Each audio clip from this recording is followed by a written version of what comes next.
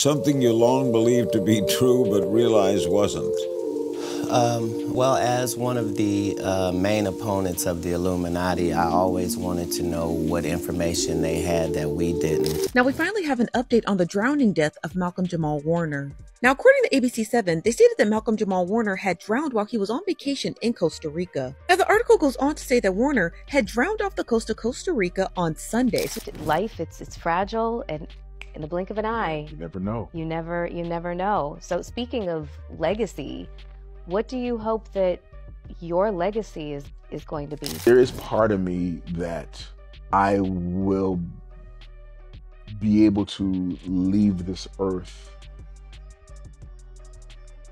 knowing and people knowing that I was a good person. So Katt Williams has been saying for years that if you don't play by Hollywood's rules, especially as a black man, they'll push you out. And when you look at the late Malcolm-Jamal Warner's career, that starts to make a lot of sense. Malcolm didn't chase the spotlight, and he even turned down roles that made black men look ridiculous. He stayed away from the whole put on a dress, act like a clown thing, and because of that, he was sidelined. Not because he wasn't talented, because he clearly was, but because he didn't play along. But now that he's passed, suddenly all these media outlets and celebs are calling him a legend, talking about how underrated he was. But where were they when he was alive? Where was all that love when he was doing real work and on his own terms? And this isn't about conspiracy theories for clicks. It's about patterns. Katt Williams has been calling this stuff out forever and warning about the way the industry treats people who say no. So let's break down what Katt Williams has been exposing, what Malcolm actually stood for, and why all the praise suddenly showed up after he died. Because I've spent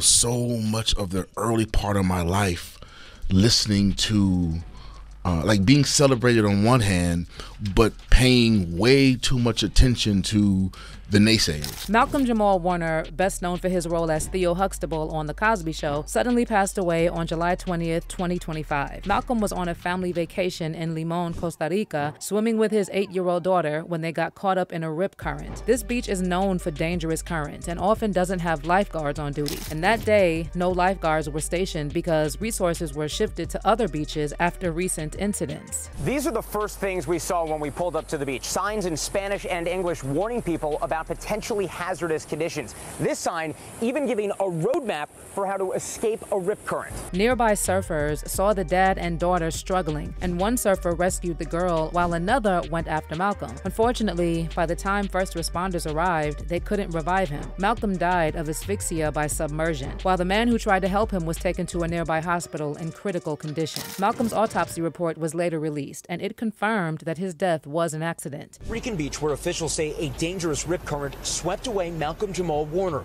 the Cosby Show star, drowning in secluded paradise on Sunday.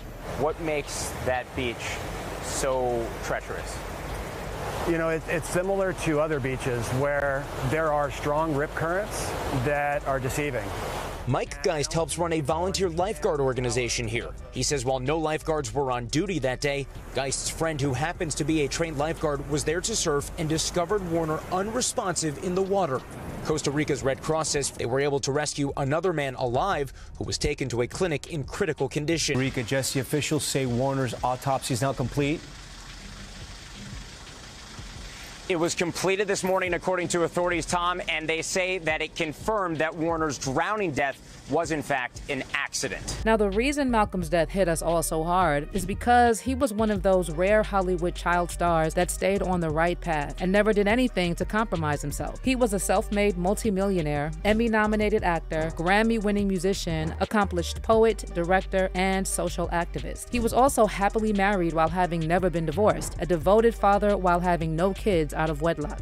So even before conception, we were very clear we were having a girl. And I knew that I needed a girl first to kind of ease me into it because I have a pretty good idea of what kind of father I would be. So I needed a girl to kind of, slow me down and warm, soften me up, if you will. So for me, raising my daughter, I came into fatherhood already with a certain maturity and certain understanding of male-female dynamics. And with a girl, all of that starts with the father. So I've always, since I literally pulled her out of my wife. Malcolm was beloved by virtually all peers who ever worked with him. He was a true example of how a secure man moves in this world. But then he dies suddenly in a freak accident after 54 years of good health while enjoying literal paradise with his family. The only sad part about Malcolm's life was that it was short, but he absolutely crushed it at life and gave us all an example of a life beautifully lived. But we need to talk about how Hollywood ghosted him while he lived and how Katt Williams' warnings now line up with this moment. See, Malcolm didn't fall off. He just didn't play the Hollywood game. After The Cosby Show, Malcolm could have crashed it. Big network shows, loud sitcom roles, slapstick movies. Instead, he stayed low-key and intentional. He said no to roles that made black men look stupid or cartoonish. No dresses, no clown acts, no playing to stereotypes. He wanted to represent something real. And that's where Katt Williams comes in. He's been screaming this for years, literally. In interviews, stand-up specials, and podcasts, he's talked about how black entertainers get boxed in. And if they want to make it big, they gotta play their character. Some of us make choices. I think it's not a biggest choice for others.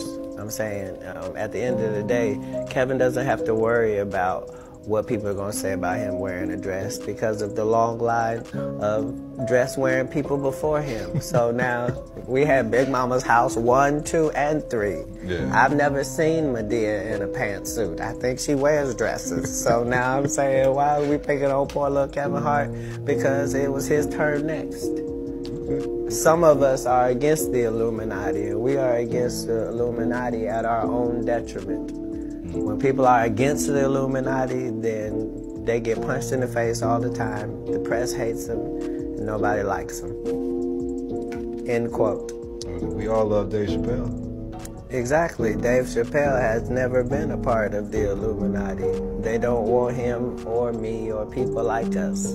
And Katt turned down those same roles. Fat suits, wigs, loud coonery, and because of that, he was labeled as difficult, crazy, and unreliable. There has never been a person that has been parodied 9 times on Saturday Night Live and yet never been invited other than me. I, at this point, take it as a badge of honor that they don't fuck with me. A lot of times when people are doing an impression of you, they're really showing you how they feel about you. You know what I mean? So for Saturday Night Live to have an impression of me and have a woman do that means they think I'm a bitch. And I understand that that's what they're saying when they do that. I understand how the game goes, and I understand that if you love me, I know why you do. And if you don't f with me, I understand why. As for Malcolm, he was talented, disciplined, and smart. But because he didn't fit the formula and he wouldn't coon for the camera, Hollywood kept him on the sidelines. But Malcolm didn't care about Hollywood. He was doing just fine without it. He started a podcast, Not All Hood, where he often criticized the way Hollywood and mainstream media portray black people as a monolith. For the title is combating the narrative of black life or black culture that the media focuses on. And you know, that we're all one thing. Yeah, and the whole concept is, you know, we're not all hood. The black community is not a monolith. But instead of giving in to Hollywood's demands, Malcolm chose projects that focused on social justice and education, like producing and acting in plays and documentaries about black history and systemic racism. In 2021, he wrote an op-ed for the Television Academy where he pointed out that white network and studio executives, white writers/producers, and white directors are the gatekeepers of black images on television. Malcolm wrote, during the cycles where the gate hinges loosen lightly and black creatives are given some input and illusion of control, the stereotypes often continue, even if the black characters are given professions and higher socioeconomic status. Malcolm also spoke out against modern rap and hip-hop, and he called out the misogyny and toxic masculinity while pushing for more accountability and healing in the community. There should be a moratorium on both of those words in hip-hop because it's low-lying fruit, it's so easy, everybody fucking does it, to the point that it's corny. Like there are MCs who I love, who I cannot listen to anymore because I love J. Cole, but I had to stop listening to J. Cole because I got tired of hearing nigga and bitch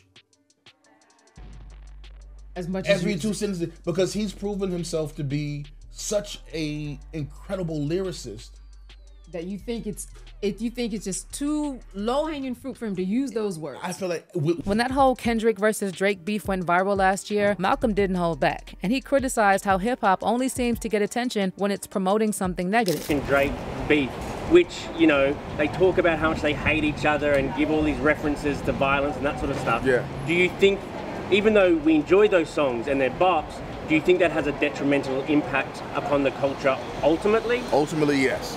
It's been normalized for, you know, us to call ourselves the N-word, right? And we like to talk about how we've taken the power of that word back. But I'm of the school of thought. If I'm trying to speak love and upliftment to my brother, why am I going to borrow a word from people who use the word because they hate me? But we get caught up in, oh, well, we're turning the N-word into a positive.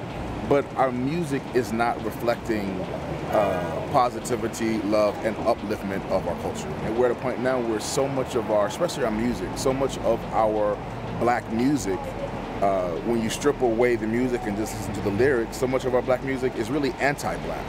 Oh, you think so? When you think about it, think of, you know, I mean, you almost cannot have hip-hop without talking about drugs, using the N-word, and murking somebody.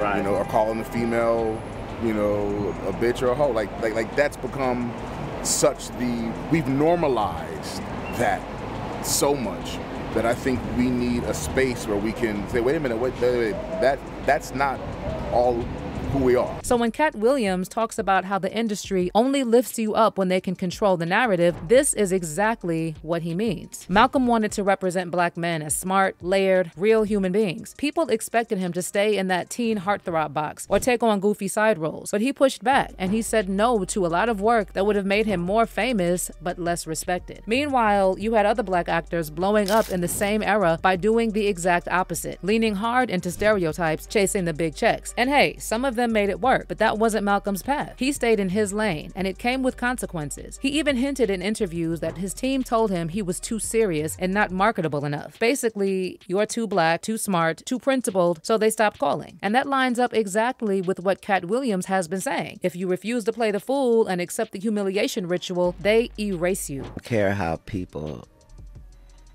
feel about the ritual. It's about does following the ritual work.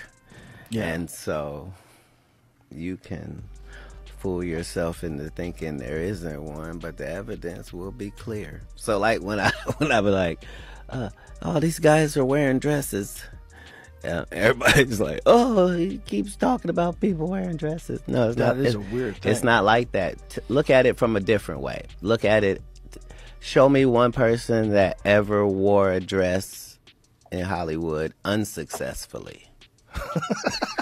But now that Malcolm is gone, suddenly Hollywood and the media are all over him. Tributes, social media posts, and articles calling him a legend and a pioneer. But where was all this love before? Because he didn't chase fame or fall into the usual Hollywood traps. He was largely ignored by the big platforms and award shows. Now you've got streaming services talking about unreleased projects with Malcolm's name on them, networks hyping tributes, and celebrities posting heartfelt stories. It's like overnight he became the safe black icon everyone wants to celebrate. And that's the industry playbook. They don't uplift you for being real or principled while you're alive. They wait until it's safe to repurpose your image for brand building, woke points, and profit. Katt Williams called this out years ago. The system only acknowledges black talent when it fits their narrative and when the person can't push back anymore. So the question is this genuine respect or just the usual Hollywood cleanup after the fact? Because Malcolm's career and his refusal to sell out made him a target for being sidelined, not celebrated. Malcolm-Jamal Warner wasn't just another celebrity. He was one of the few who stayed grounded, thoughtful, and committed to his values in an industry that rewards the opposite. He chose purpose over popularity, and that made him easy to overlook, until now. His death isn't just tragic, it's a reminder of how rare it is to see someone move with integrity in Hollywood. But let's hear your thoughts on this tragic loss. Was Malcolm pushed out for not playing along? Why does it always take someone dying for the industry to pay attention? Drop your thoughts in the comments, and I'll catch you in the next video.